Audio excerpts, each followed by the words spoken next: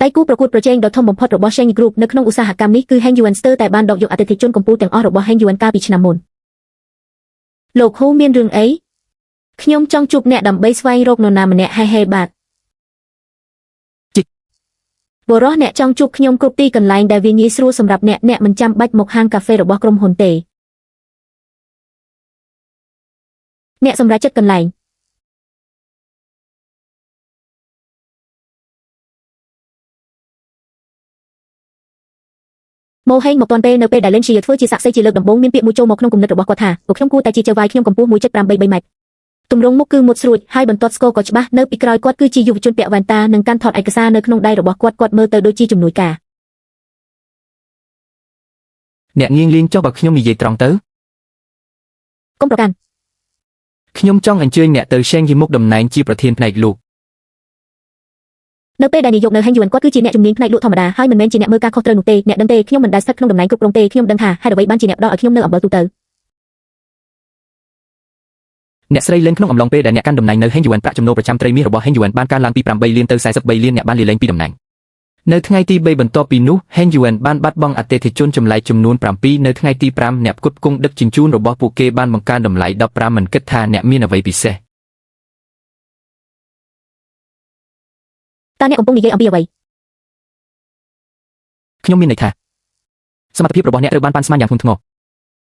មិនថាមានហេតុផលអ្វីទេព្រោះអ្នកបានលុយច្រើនហើយគេមិនអាចរក្សាអ្នកបាននោះគឺជាការខាតបង់របស់ពួកគេនេះគឺជាការផ្ដល់ជូនប្រសិនបើអ្នកមិនពេញចិត្តនឹងលក្ខខណ្ឌអ្នកអាចចរចាបាន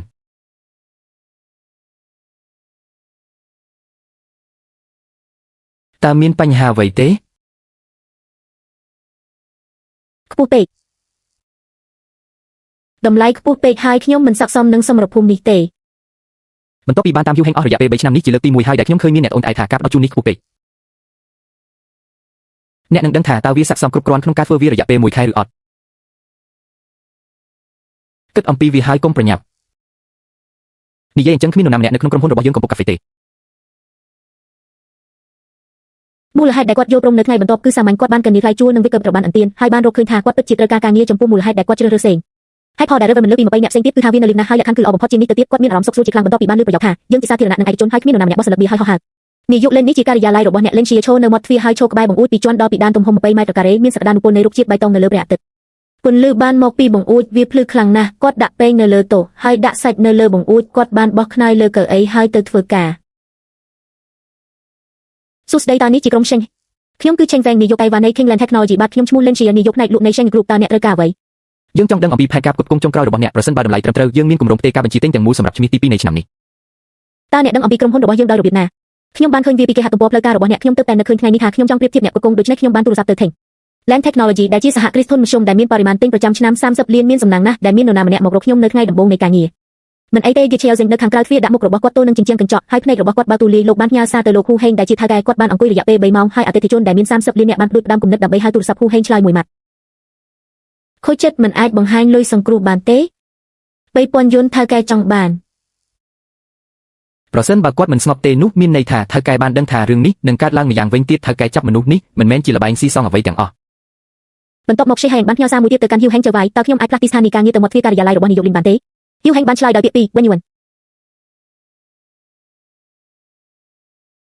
លេនជាបានចូលរួមជាមួយ Sheng Group នៅថ្ងៃទី7តើមនុស្សធម្មតាទទួលបានលទ្ធផលអ្វីខ្លះក្នុងរយៈពេល7ថ្ងៃដំបូងស្វែងរកពាក្យសម្ងាត់មួយរបស់ក្រុមហ៊ុនហើយចងចាំអាហារដ្ឋាន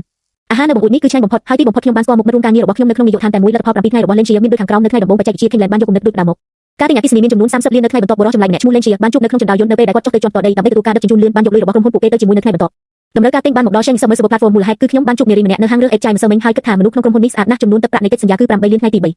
Shengបានឈ្នះការដេញថ្លៃជាមួយនឹងភាពខុសគ្នានៃពិន្ទុទាបបំផុតនៅក្នុងគម្រោងជ្រើសរើសសាស្ត្រាសិស្សថ្នាក់ហេតុក្រោយមកអ្នកដឹកនាំគណៈកម្មាធិការត្រួតពិនិត្យការជ្រើសរើសបានប្រាប់មនុស្សពីមូលហេតុដែលគាត់មិនអាចបញ្យល់បានប៉ុន្តែគ្រាន់តែមើលផែនការរបស់ពួកគេហើយចូលចិត្តអតិថិជនចាស់ម្នាក់ដែលហ៊ាននឹងបញ្ចប់កិច្ចសន្យាជាមួយ Sheng ស្រាប់តែសោកស្ដាយមូលហេតុគឺគាត់មានក្តីស្រមៃថាក្រោយបន្តកុងត្រាជាមួយ Don Hay ក្រុមហ៊ុនបានបង្កើតសំណាងថ្ងៃទី5និងទី6គឺជាចុងសប្តាហ៍ហើយ Lin Jia មិនបានទៅធ្វើការទេក្នុងអំឡុងពេល2ថ្ងៃនេះចិនស្ងប់ស្ងាត់